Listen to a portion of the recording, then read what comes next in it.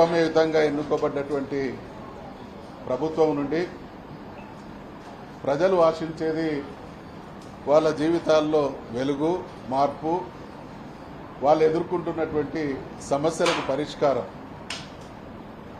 రాష్ట్ర ప్రజలందరూ కూడా అంటే శాసనసభ సమావేశాల సందర్భంగా అత్యంత కీలకమైనటువంటి ఘట్టం బడ్జెట్ సమావేశం. గవర్నర్ గారి ప్రసంగం అంటే రాష్ట్రంలో ఉండే 4 కోట్ల పైచులకు ప్రజలు కూడా ఈరోజు గవర్నర్ గారి ద్వారా మా జీవితాల మార్పుకు సంబంధించినటువంటి అనేక గొప్ప దశ దిశ ప్రకటించబడుతుందనేటువంటి ఆశాభావంతో ఉన్నటువంటి ప్రజలకు నిరాశ. ఎక్కడ కూడా గడిచిన 1 సంవత్సర కాలంగా కాంగ్రెస్ ప్రభుత్వ హయాంలో అనేక రకాలైనటువంటి ఇబ్బందుల మధ్య ప్రజలు వాళ్ళ జీవితాలను గడుపుతూ ఉన్నారు.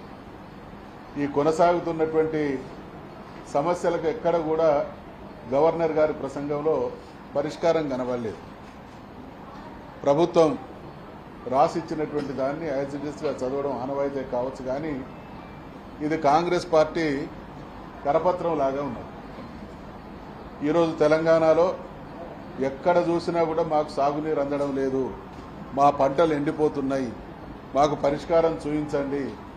గతంలో తెలంగాణ రాష్ట్ర సమితి అధికారంలో ఉన్నప్పుడు ఎండాకాలంలో కూడా మత్తలు దూకినటువంటి పరిస్థితిని చూసినాం. ఈరోజు మళ్ళీ 10 సంవత్సరాల తర్వాత కళ్ళ ముందు పంటలు ఎండిపోతున్నటువంటి దయనీయ స్థితి కొనసాగుతూ ఉంటే గవర్నర్ గారి ప్రసంగంలో ఎక్కడ ఈ రైతులను ఆదుకుంటాం, పంటల దయనీయ పరిస్థితి ఈ విధంగా ఉంది అనేటువంటి మాట ఒక్క చోట కూడా లేదు.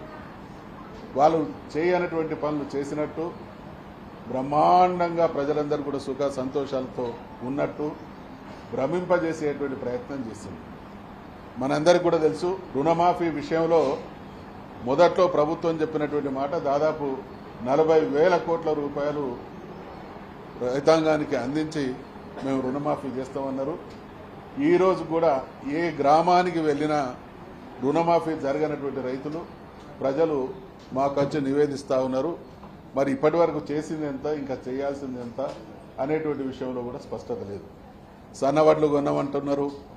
సన్నవడ్లు గ్రామాలలో పోతే మేము ప్రభుత్వం మా దగ్గర నుండి వడ్లు సేకరించినా ఇప్పటి వరకు డబ్బులు రాలేదనేటువంటి పరిస్థితి కొనసాగుతూ ఉంది.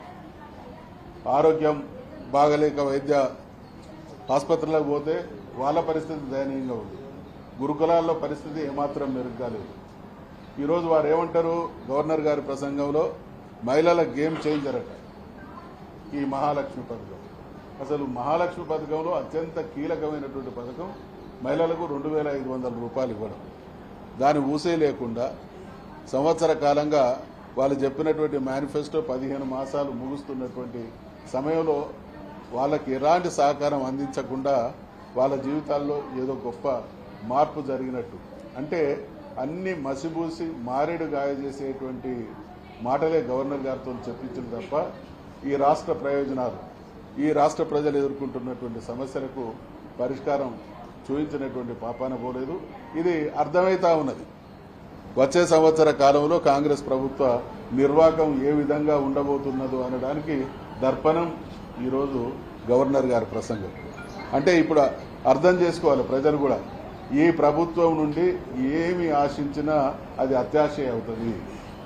వీళ్లకు ప్రజల సమస్యలు పరిష్కరించాలనేటువంటి చిత్తశుద్ధి కానీ పాలన పైన పట్టు కానీ ఉన్నట్టు కనబడడం లేదు. దానికి నిదర్శనమే ఈరోజు గవర్నర్ గారి ప్రసంగం. కాబట్టి ఖచ్చితంగా భారతీయ రాష్ట్ర సమితి సభ్యులంగా గతంలో 10 సంవత్సరాలు పరిపాలనలో ఉన్నటువంటి పార్టీ వారిగా, తెలంగాణ సాధించిన పార్టీగా, తెలంగాణ ప్రజల ప్రయోజనాలకే అంకితమై పనిచేసేటువంటి పార్టీగా మా నాయకుడైనటువంటి కేసీఆర్ గారి దశ నిర్దేశంలో ప్రజలకు న్యాయం జరగడానికి ఈ వేదికను సద్వినియోగం చేస్తాం. వారు ఏ హామీలైతే ఇచ్చిందో, ఏ రకంగా ఇప్పుడు బొంకుడు మాటల ద్వారా తప్పించుకునేటువంటి ప్రయత్నం చేస్తున్నారో వాటన్నిటిని కూడా నిలదీస్తాం. వీలైనంత వరకు ఈ ప్రభుత్వం చేతనే ప్రజలకు మంచి జరిగే విధంగా మేము శాసనసభ మండలి వేదికను సద్వినియోగం చేసుకొని కొంత ఫలితం రాబట్టడానికి ప్రయత్నం చేస్తాం.